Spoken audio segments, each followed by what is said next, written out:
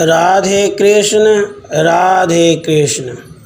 ब्रह्मा आदि देवताओं द्वारा उपबरहन को जीवित करने की चेष्टा, मालावती द्वारा भगवान श्री कृष्ण का स्तवन, शक्ति सहित भगवान का गंधर्व के शरीर में प्रवेश तथा गंधर्व का जी उठना, मालावती द्वारा दान एवं मंगलाचार तथा पूर्वोक्त स्तोत्र के पाठ की महिमा।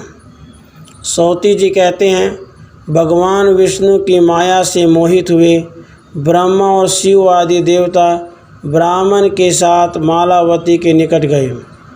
ब्रह्मा जी ने शव के शरीर पर कमंडलू का जल छिड़क दिया और उसमें मन का संचार करके उसके शरीर को सुंदर बना दिया। फिर ज्ञानानंद स्वरूप साक्षात शिव ने उसे ज्ञान प्रदान किया।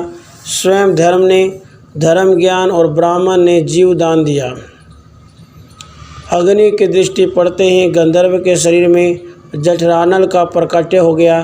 फिर काम की दृष्टि पड़ने से वह संपूर्ण कामनाओं से संपन्न हो गया। जगत के प्राण स्वरूप वायु का अधिष्ठान होने से उस शरीर के भीतर निश्वास और प्राणों का संचार होने लगा। फिर सूर्य के अधिष्ठित होने से गंधर्व के नेत्रों में देखने की शक्ति आ गई। वाणी की दृष्टि पड़ने से वाक शक्ति और श्री की दृष्टिपात से शोभा प्रकट हुई। इतने पर भी वह स नहीं उठा, जड़ की भांति सोता ही रहा। आत्मा का अधिष्ठान प्राप्त न होने से उसको विशिष्ट बोध की प्राप्ति नहीं हुई। तब ब्रह्मा जी के कहने से मालावती ने शीघ्र ही नदी के जल में स्नान किया और 2 धुले हुए वस्त्र धारण करके उस सती ने परमेश्वर की स्तुति प्रारंभ की। मालावती बोली, मैं समस्त कारणों के भी कारण रूप उन परमात्मा की वंदना करती हूँ जिनके बिना भूतल के सभी प्राणी शव के समान हैं। वे निर्लिप्त हैं, सबके साक्षी हैं, समस्त कर्मों में सर्वत्र और सर्वदा विद्यमान हैं, तो भी सबकी दृष्टि में नहीं आते हैं। जिन्होंने सबकी आधारभूता उस परात्परा प्रकृति की सृष्टि की है, जो ब्रह्मा विष्णु और शिव आदि की भी जननी तथा त्रिगुणमयी है। साक्षात जगत सृष्टा ब्रह्मा जिनकी सेवा में नियमित रूप से लगे रहते हैं, पालक विष्णु और साक्षात जगत संहारक शिव भी जिनकी सेवा में निरंतर तत्पर रहते हैं। सब देवता, मुनि, मनु, सिद्ध, योगी और संत महात्मा सदा प्रकृति से परे विद्यमान जिन परमेश्वर का ध्यान करते हैं, जो साकार और निराकार भी हैं, स्वेच्छा में रूपधारी और सर्वव्यापी हैं, वर, वरेण्य, वरदायक, वर देने के योग्य, वरदान के कारण हैं, तपस्या के फल, बीज और फलदाता हैं, स्वयं तपस्वरूप तथा स्वरूप हैं, सबके आधार, सबके कारण, संपूर्ण कर्म, उन कर्मों के फल और उन फलों के दाता हैं, और जो कर्म बीज का नाश करने वाले हैं, उन परमेश्वर को मैं प्रणाम करती हूँ। वे स्वयं तेजा स्वरूप होते हुए भी भक्तों पर अनुग्रह करने के लिए ही दिव्य विग्रह धारण करते हैं, क्योंकि विग्रह के बिना भक्तजन किसकी सेवा और किसका ध्यान करेंगे। विग्रह के अभाव में भक्तों से सेवा और ध्यान बन ही नहीं सकते। तेज का महान मंडल ही उनकी आकृति है। वे करोड़ों सूर्यों के समान दीप्तिमान हैं। उनका रूप अत्यंत कमनीय और मनोहर है।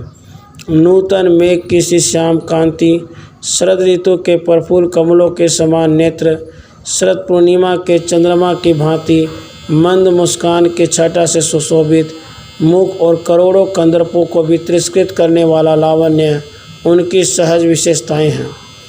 वे मनोहर लीला धाम हैं।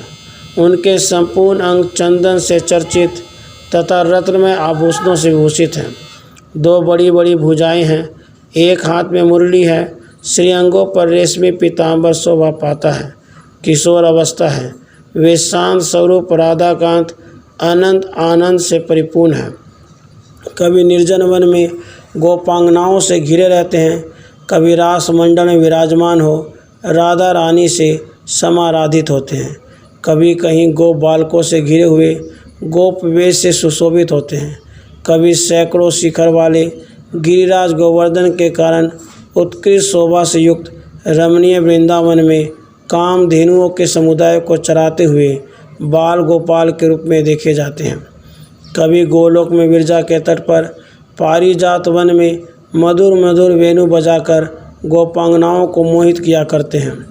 कभी निरामय वैकुंठ धाम में चतुर्भुज लक्ष्मीकांत के रूप में रहकर 4 भुजाधारी पार्षदों से सेवित होते हैं। कभी तीनों लोकों के पालन के लिए अपने अंश रूप से श्वेत द्वीप में विष्णु रूप धारण करके रहते हैं और पद्मा उनकी सेवा करती हैं। कभी किसी ब्रह्मांड में अपनी अंश कला द्वारा ब्रह्मा रूप में विराजमान होते हैं। कभी अपने ही अंश से कल्याणदायक मंगल रूप शिव विग्रह धारण करके शिव धाम में निवास करते हैं। अपने 16वें अंश से स्वयं ही सर्वाधार परात्पर एवं महान विराट रूप धारण करते हैं, जिसके रोम रोप में अनंत ब्रह्मांडों का समुदाय शोभा पाता है। कभी अपनी अंश कला द्वारा जगत की रक्षा के लिए लीला पूर्वक नाना प्रकार के अवतार धारण करते हैं। उन अवतारों के वे स्वयं ही सनातन बीज हैं। कभी कहीं योगियों एवं संत महात्माओं के हृदय में निवास करते हैं। वे ही प्राणियों के प्राण स्वरूप परमात्मा एवं परमेश्वर हैं। मैं मूढ़ अबला उन निर्गुण एवं सर्वव्यापी भगवान की स्तुति करने में सर्वथा असमर्थ हूँ। वे अलभ्य, अलक्ष्य, अनिह, सारभूत तथा मन और वाणी से परे हैं। भगवान अनंत सहस्र मुखों द्वारा भी उनकी स्तुति नहीं कर सकते। पंचमुख महादेव, चतुर्मुख ब्रह्मा, गजानन गणेश और षडानन कार्तिकेय भी जिनकी स्तुति करने में समर्थ नहीं है। माया भी जिनकी माया से मोहित रहती है। लक्ष्मी भी जिनकी स्तुति करने में सफल नहीं होती। सरस्वती भी जड़वत हो जाती है और वेद भी जिनका स्तवन करने में अपनी शक्ति खो बैठते हैं। उन परमात्मा का स्तवन दूसरा कौन विद्वान कर सकता है। मैं शोकातुर अबला उन निरीह परात्पर परमेश्वर की स्तुति क्या कर सकती हूँ। ऐसा कहकर गंधर्व कुमारी मालावती चुप हो गई और फूट फूट कर रोने लगी। भय से पीड़ित हुई उस सती ने कृपा निधान भगवान श्री कृष्ण को बारंबार प्रणाम किया। तब निराकार परमात्मा भगवान श्री कृष्ण अपनी शक्तियों के साथ मालावती के पति गंधर्व उपबरहन के शरीर में अधिष्ठित हुए।